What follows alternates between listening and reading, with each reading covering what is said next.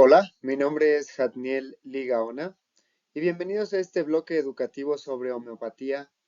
en el cual discutiremos primeramente la definición de los remedios homeopáticos o medicamentos homeopáticos también mencionados, que fueron inicialmente listados por Samuel Hahnemann, pero que se ha ido extendiendo a través del tiempo. Discutiremos qué son los policrestos y los semipolicrestos, cómo funciona la homeopatía de una manera general, y cuál es el estado actual de estos medicamentos, así como algunas definiciones sobre ellos.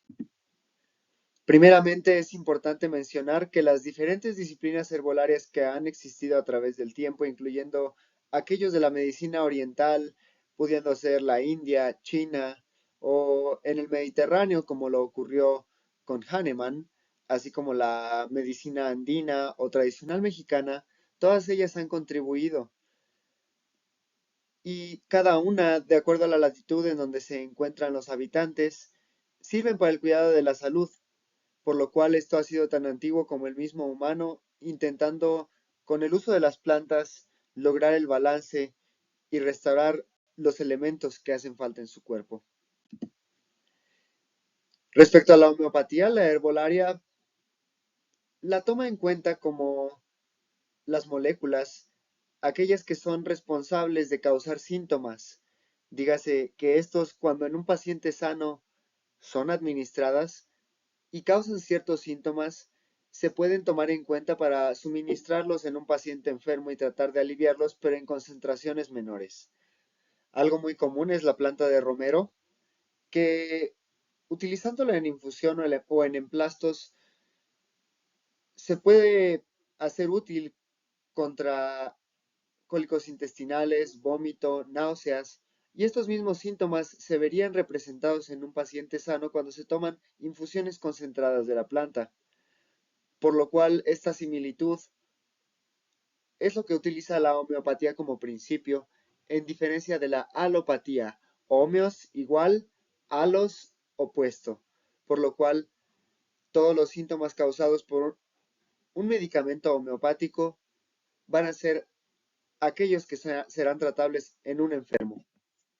Y este sistema simplemente funciona, o gran parte de la explicación del por qué funciona, es porque las enzimas y los receptores en el cuerpo son los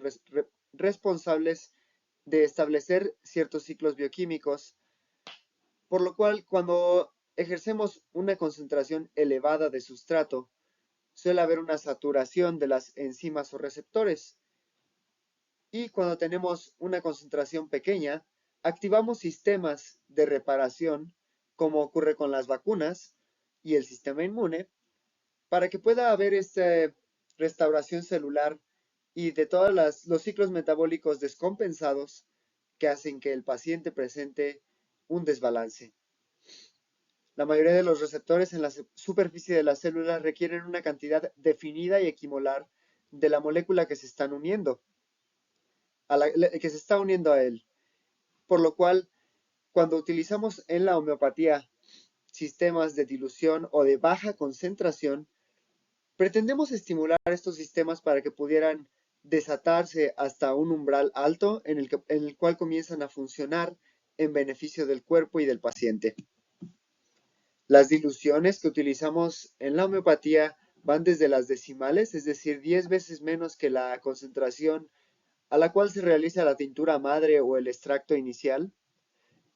Las diluciones centesimales, que continuaron siendo las más utilizadas además de las 50 milesimales,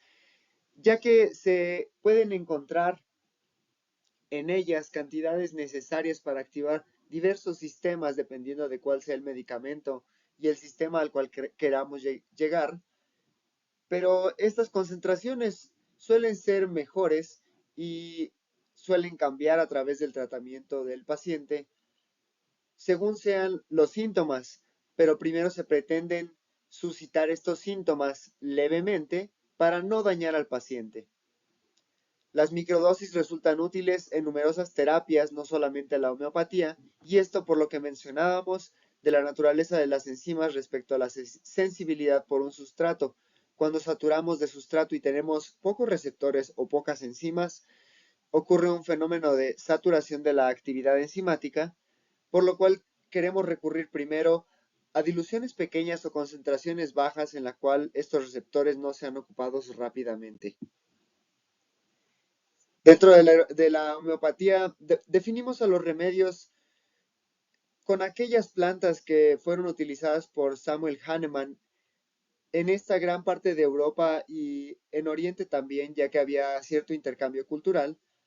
pero que gran parte de estas plantas crecían en climas fríos del Mediterráneo, algunos agrestes y salinos, como hablamos del romero o la lavanda, y que han sido incluidos desde el origen de estas materias médicas. Sin embargo, el hecho de que una especie no sea exactamente la misma no la aísla de tener un parentesco con algunas otras plantas que poseen moléculas químicamente iguales o análogas en otros ecosistemas y otras latitudes que también propician que se generen estas moléculas y las conservan de tal manera que las permite que estas plantas también sean medicinales. Por lo cual, otras plantas que han sido descubiertas de manera más reciente han sido incluidas para este tratamiento homeopático, aun cuando no pertenecen al listado original en el que Hahnemann trabajó por experiencia propia y por experiencia en pacientes. Aquí tenemos una imagen, por ejemplo, de algunas moléculas que podemos encontrar análogas en diferentes plantas, y es el hecho de que las listemos como metabolitos secundarios, entre ellos ácidos fenólicos, flavonoides, catecolinas, y todas ellas están contenidas en diferentes órganos de las plantas, desde semillas, tallos, hojas, frutos, y cada uno necesita ser aislado de ellos con cierto tratamiento químico y físico que lo deje biodisponible para el cuerpo y que lo deje a una concentración adecuada para que estos sistemas de los que hablábamos comiencen a funcionar en beneficio de la regeneración y el restablecimiento del equilibrio. Tenemos algunos otros recursos como metabases de datos que están parcial o avanzadamente curadas, es decir, seleccionadas respecto a la información que contienen, como NCBI o NIH, en donde podemos encontrar herramientas como PubChem que nos listan moléculas terapéuticas que si nosotros conocemos su naturaleza, podemos indagar mucha información acerca de ellas, desde su naturaleza química y física hasta información más detallada como la taxonomía, en donde se pueden encontrar, en el caso de la alicina, que es el ejemplo que utilizamos aquí, y que sabemos que está contenida en el ajo. Contiene también esta información PubChem sobre los diferentes organismos en donde está de manera análoga, no solo el Allium victorialis, que es en donde se encuentra de manera icónica, sino en algunas otras subespecies e incluso genes de ello en el ser humano, debido a proyectos como el del metaboloma humano, que nos permite comparar estos genes que se encuentran a diferentes niveles, pero que fabrican la misma molécula, que si no es exactamente con la estructura que la otra, son análogas y permiten que estos receptores la reciban y sean estimulados por estas moléculas. De manera que las herramientas son vastas para poder indagar no solamente en las plantas que son listadas en las materias médicas homeopáticas, sino también para indagar cuáles son estas moléculas que son las responsables y buscarlas en otras partes, no solamente plantas, sino también animales e incluso otros sistemas que podemos estimular para su generación, como el propio cuerpo humano, que sabemos que es una farmacia andante. La naturaleza y diversidad de los remedios homeopáticos es un compendio que en lo general hace referencia a plantas, partes de animales y minerales que usados de diferente manera y bajo diferentes preparaciones suelen restaurar estos canales bioquímicos, estas rutas que requieren también de cofactores minerales o que en muchas ocasiones estas moléculas provenientes de plantas funcionan como antibióticos que nos libran de procesos indeseables en el cuerpo por tener hospedados bacterias, hongos, esporas y algunos otros parásitos en el tracto gastrointestinal y el sistema linfático. Regularmente vamos a encontrar estos remedios repetidos en diferentes materias médicas homeopáticas y pues las razones que han sido corroborados a través de los años, como el mismo Allium cepa, que es la cebolla morada, apis en sus diferentes porciones, desde el veneno, la miel, hasta los propios órganos del insecto, Hipericum, que es bien conocido también, no solo en Europa, sino también en gran parte de América, y Echinacea, que pertenece originalmente a África, pero que se ha diseminado ampliamente en diferentes subespecies a través de América. Algunos otros minerales como Silicia terra, como calcárea carbónica, y otros tantos que pueden ser análogos y con formas biodisponibles de diferente naturaleza, pueden ser encontrados también a diferentes niveles, llámese hongos, plantas, insectos, bacterias, y finalmente la forma salina, que también nos proporciona gran parte de estos minerales, no solamente en la forma en que se ha listado en las materias médicas. Por parte de la nomenclatura, y para cerrar un poco este capítulo, tenemos que hablar de que los remedios homeopáticos se enuncian con el nombre latín, como lo acabamos de repasar. Por ejemplo, apis mellifera se suele enunciar así, ya que el latín es el nombre acudido y se suele citar de manera completa para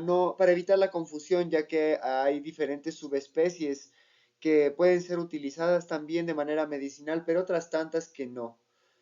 De manera que cuando utilizamos ya una especie bien conocida, se utiliza una abreviatura de 3 letras para fines prácticos cuando se prescribe, y ya que se acompaña de muchas otras plantas, a veces hasta 15, que se suelen dosificar de diferente manera de acuerdo al perfil sintomatológico del paciente. Tenemos como ejemplo Aconitum napellus, que en su código de 3 letras sería ACO o ACO, y así se encuentra y se coloca un punto al final después, o a veces simplemente las 3 letras. Camomila matriarcaria, por ejemplo, que es la manzanilla, se abrevia como CHA únicamente, y también se suele colocar un punto o simplemente se omite y se colocan estas 3 letras para fines prácticos y para poder incluir toda la información en el menor volumen de letras posible. Cuando hablamos de la siguiente abreviatura que se suele utilizar, es cuando se acorta la primera parte. Por ejemplo, Embryonia alba es B alba, y es cuando ya se sabe de ellos y simplemente se quiere aclarar que es esta especie en particular de la que estamos listando toda nuestra información, principalmente en la descripción, farmacología y taxonomía de estas plantas. Es cuando vamos a ver este tipo de nomenclatura, en donde simplemente se detalla la segunda parte que hace referencia, digamos, por ejemplo, calcárea, tenemos calcárea carbónica, calcárea fosfórica, y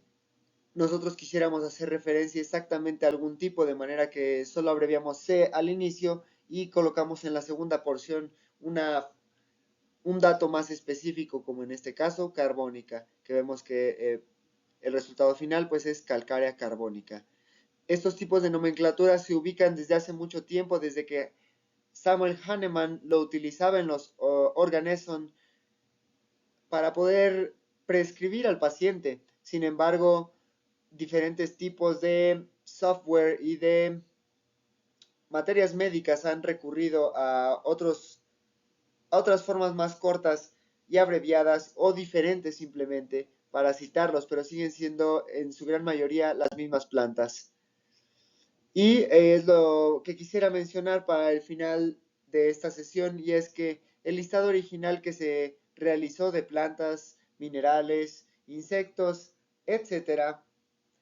ha sido modificado desde el propio Hahnemann a través de los años y en los 3 volúmenes que fabricó estas materias médicas, pero actualmente ha tenido contribuciones por parte de muchos otros países que practican la homeopatía de manera efectiva, ello incluyendo a Corea, Rusia, China y algunas otras partes que siguieron la práctica de esto en lugar de la alopatía, para poder ampliar el listado de plantas y componentes que pueden ser utilizados, que algunos también están siendo rescatados de medicinas muy antiguas como la ayurveda o la medicina andina. que por analogía y como discutíamos, tienen plantas parecidas, similares o iguales para poder definir a estos medicamentos. De manera que nos gustaría ampliar en las siguientes clases cuál es la forma en que se prepara,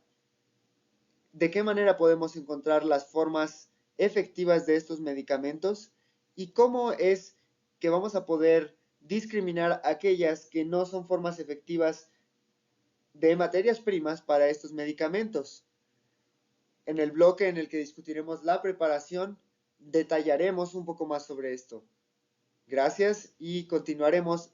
ampliando el listado de medicamentos homeopáticos para este segmento.